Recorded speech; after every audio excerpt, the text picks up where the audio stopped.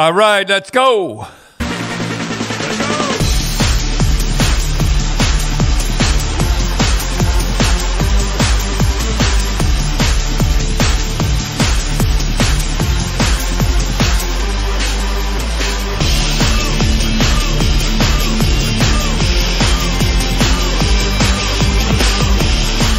All right. That was a pretty good game the other night with the Bruins. Yes, this is Sunday morning, and Cindy's taking a break today. So yeah, she's not feeling too well. So what do you think? Last night, Boston, Toronto, and if Toronto want to get to the Stanley Cup Finals, it's going to have to go through Boston. So how do you think they played? I thought it was a pretty good game. The first thing I noticed, if I was watching the game, was the socks. And the socks that the Bruins were wearing. And I think I told you the story, but I'll tell you that again. Cheevers came to me. We used to have black. We were the only team that dressed in black, the whole thing. And we had black socks and black pants and the whole deal. And Cheevers came to me and said, I can't see the puck. I lose it.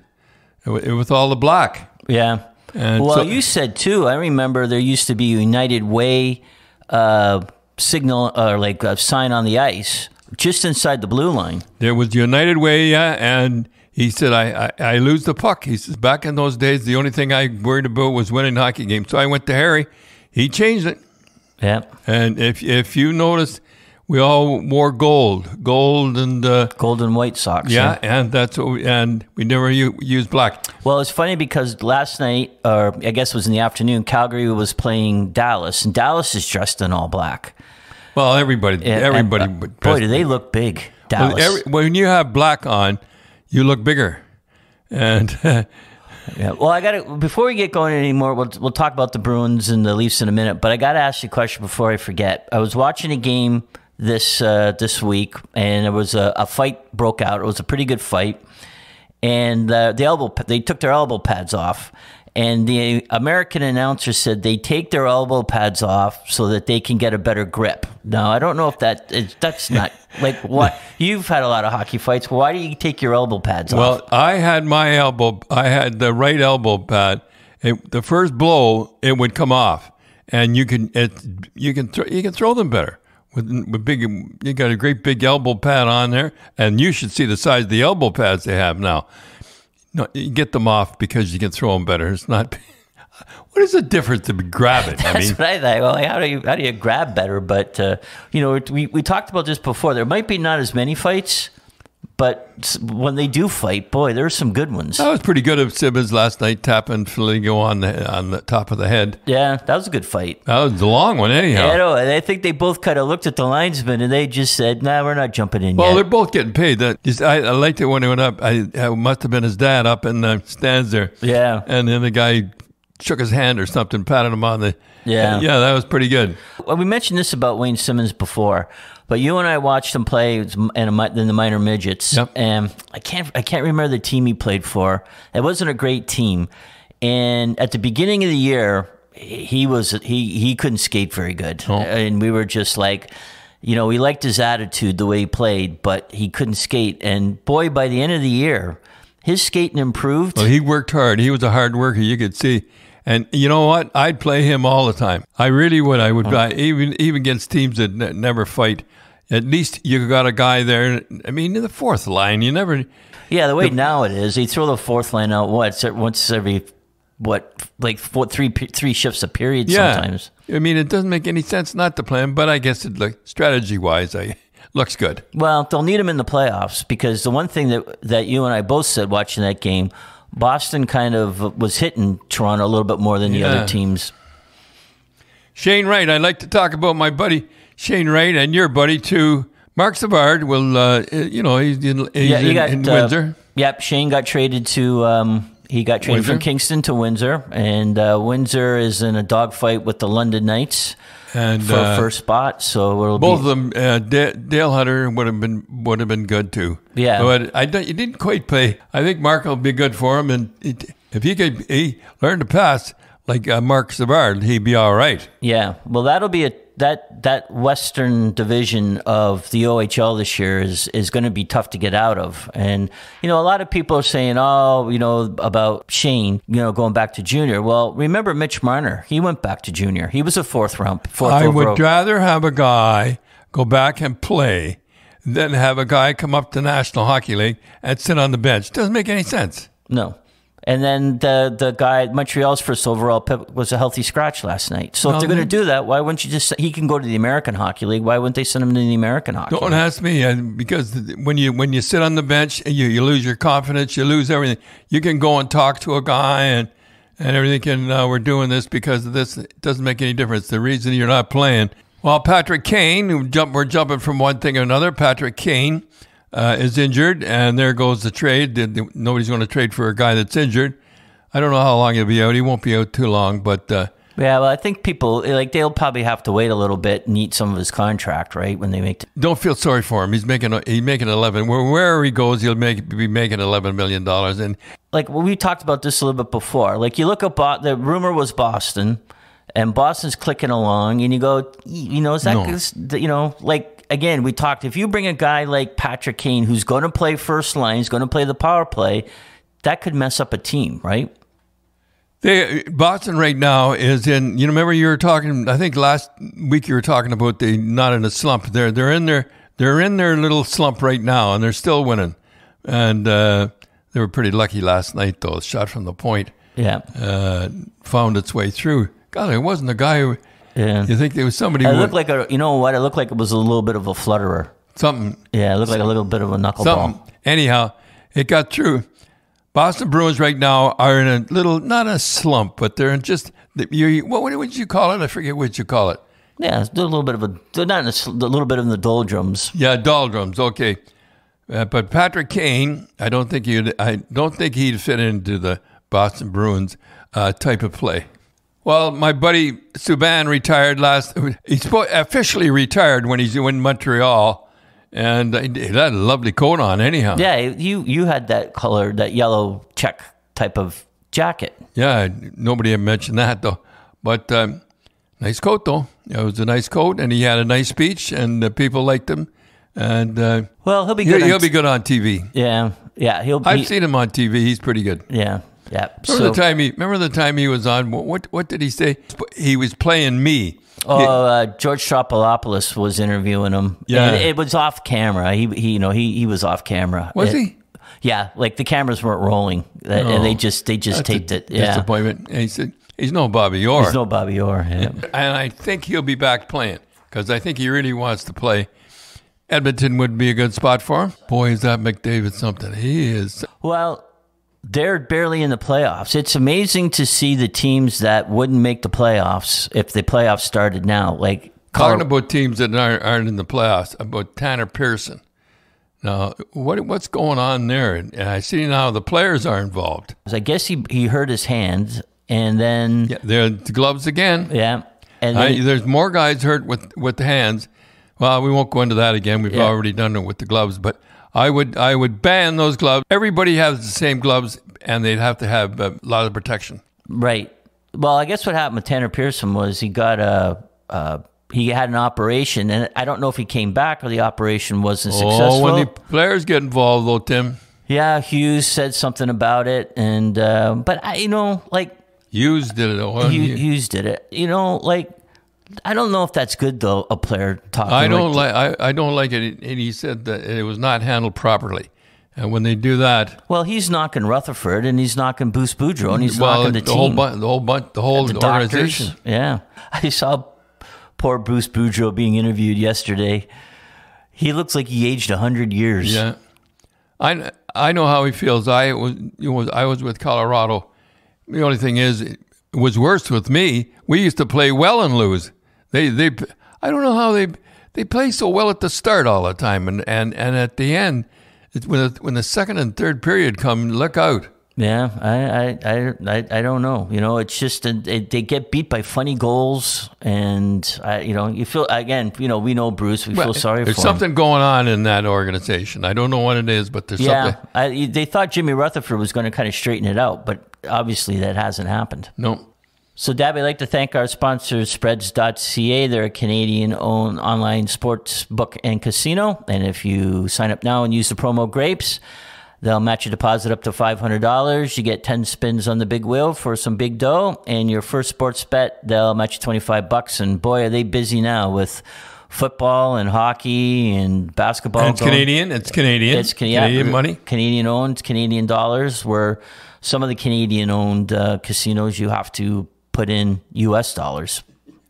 McKinnon, talking about money, McKinnon is the highest paid in the National Hockey League right now. Yeah. 11.6, I think it is. And imagine getting... Do you imagine Colorado, if the playoffs started now, they'd be out of the playoffs. Well, they won't be out of the playoffs when the season ends. A lot of guys injured. And when I had guys injured, I take it easy, and no. Funny thing is, I don't think I can't remember many guys being injured. Tyrion with his fists. Oh, yeah, a lot of guys. Schmatzy, he was out. Cash was out. Remember Brad Park? Park was out. I remember Schmatzy out. Bobby Schmatz had an injury that the people at Mass General said they've only seen like 10 times in their history, and he broke both heels. Yeah, sliding, going for an icing, sliding into the boards. He broke his heels, and they said the only other time they saw that was people jumping out of a window to get away from a fire. And but he came back though. I remember he was hobbling around, but he everybody wanted to come back on the team because they know. Well, anyhow, they had a lot of fun. I think they could hardly wait to get on the road. Yeah. Anyhow. McKinnon's the highest paid, and McDavid's just behind him. Well, Dad, we talked about Shane Wright and the World Juniors, and there's another tournament going on with under 18 girls. And yes. Canada's in the finals against the Swedes again. I think they play this afternoon. But there's a Slovak girl named Nela. I think it's Slopusanov, and holy smokes, she's 14 years old. Boy, can she ever skate? I have to admit, she can really skate. I have to say, looking at her, Haley Wickenheiser to me was the best woman skater I've seen. Yeah. And skated heavy and stuff. And this girl, boy, could she move? But I was talking to a person the other day, and they were saying. We were talking about the World Juniors, and I said, if the NHL players can't make the Olympics, I think they should cancel the World Juniors that year of the Olympics, and have the junior kids play. I think it would be just as exciting. It's the same teams that are in it. I never thought of that. And you figure... Bedard would do pretty good. Yeah, and you know what? For a lot of these kids, this would be the highlight of their career, that they would be playing in the Olympics. And it's this, and you're not really giving one country a better opportunity because it's all kind of the same, right? It's Canada, the US. So I hope what I think, and I hate to jump into him, but I think they just send our junior club over and play and if they even if it's a men's tournament, yeah, they probably do well. Oh, they do well. That Bedard. Talking about Bedard, he's leading the league out there. He missed 11 games with Team Canada, and he's still leading the team. Yeah. How do you think he's going to do? I think he's going to do pretty good. He won't star like he started now because some of the guys, they don't say anything, but they'll be waiting for him, and he'll get knocked around a bit. He's not small, but he's not big. He's right in between. He'll have a tough time at the start, but. Because he's a good hockey player, boy. Yeah, because you look at McDavid and you look at he's not he doesn't skate like McKinnon or McDavid, and he's a good skater though. He's a good skater, but he doesn't skate like them. And I just think, I said before, I think it'll take him a good year to kind of learn how to play. Because even Marner, he came back, he was a year older. Yeah, it took him a while to kind of figure out he's figuring out. Dave, it was a pretty good game last night, I have to admit, with Boston and Toronto. I see we're mentioning that Alexander. How do you spell that How do you say that last name? And talking about winning the World Championship, Alexandra. How do you pronounce that? I think it's Lotet. Okay, she won in Zao, Japan. She won the ski jumping, world ski jumping, which is really something. Yeah, I've worked a few Olympics, and I was at the Lillehammer Olympics back, I forget what, 94, I think it was. And so we had a day off, and we could kind of walk around the Olympic Park. And so we decided to walk up to the top of the ski jump. You can't appreciate how high and how steep that is until you walk up there. Like, we were walking up the stairs. Like, there was, like, you know, stairs you walk up. Yeah. And all of us were getting nervous. Like getting scared walking up to steps. So you ever started to fall? Oh, if you fell, like, you'd fall right off the mountain, right? And again, when you watch them jump, you go, oh yeah, that's good. But you see, you can't get a true appreciation. Remember that one guy fell, and they had him on Sports Illustrated? The agony of defeat. Yeah, the agony of defeat. Boy, when he fell. Did he do some tumbling then, didn't he? Yeah, well, I remember too. Then I worked in the Calgary Olympics in '88, and I remember Eddie the Eagle. Oh yeah, was there, and again, you know, he became a hit. And a lot of the, you know, like the top ski jumpers were really mad because they said this guy's kind of making a mockery of the sport. Did really. And it was after that Olympics that you had to have qualifying to get into the Olympics, because I'm getting off topic a little bit, but like, even at the Olympics in skiing, like, you could be, if let's say you were a rich American and you had a passport from, I don't know, say Argentina, you could go as the Argentinian ski team. Yeah. And say you were in the Olympics. And I forget what where they were skiing in Calgary, but it was so scary that these people who weren't like real downhill ski racers, they'd get in the gate and they go, no, and they back out. They say, no, we're not doing this. So then after that with skiing too, they said the same thing. You have to make a trial. Just getting up, giving it a shot. Well, just the Eagle going up and giving it a shot, he should have got a gold. Yeah, you got for courage anyway, that's for sure. Yeah. Well, anyhow, I just thought I would bring that up, and we're very proud of her winning the gold.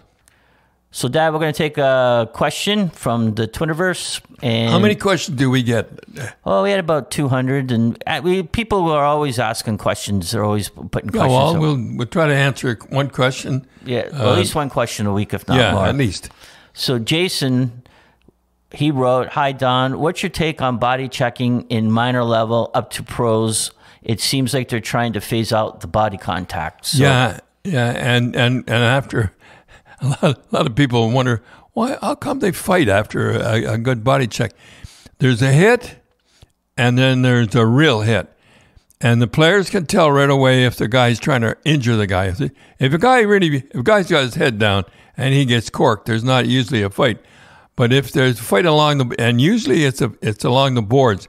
There's no way we used to face the boards, because all you're asking for is some guy come up behind you and crush you in there, and they do that now. I don't know. I think a couple of years ago they used to do it because the guy would take it easy, he'd still get a penalty, and the guy would think, well, I'm going to get a penalty, I might as well get a good one. Right. Well, I remember Brian Burke saying that. Remember, they used to kind of hug the guy into the bear court. Bear hugged him, and you didn't have to hit him. But if you do that now, you got a holding penalty. Yeah. So cross-check him head first, and then we won't do it the next time. Right. But anyhow, it's a tough thing, and there's a hit, and then there's not a hit. You'd have to look at the player to see how he's hitting. If he's hitting to really hurt the guy, then there usually is a fight.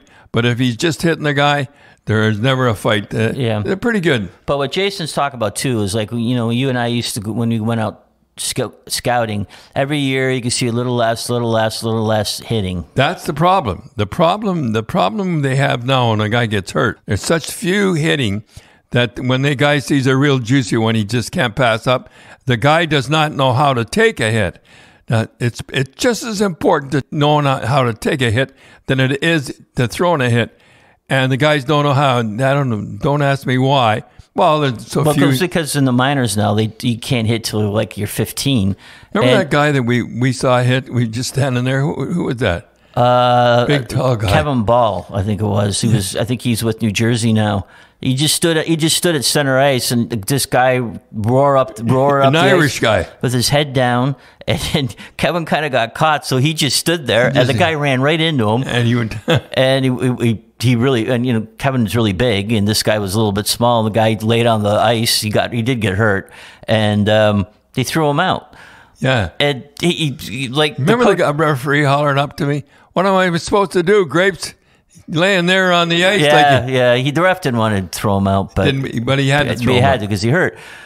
Because the kid, like, we've watched it. You just look and you go, man, these kids, they're roaring up the ice with their head down. When I see a guy cut like Dougie Gilmore used to cut along in the tracks, I used to say, and he gets away with it. Boy, oh boy. Yeah.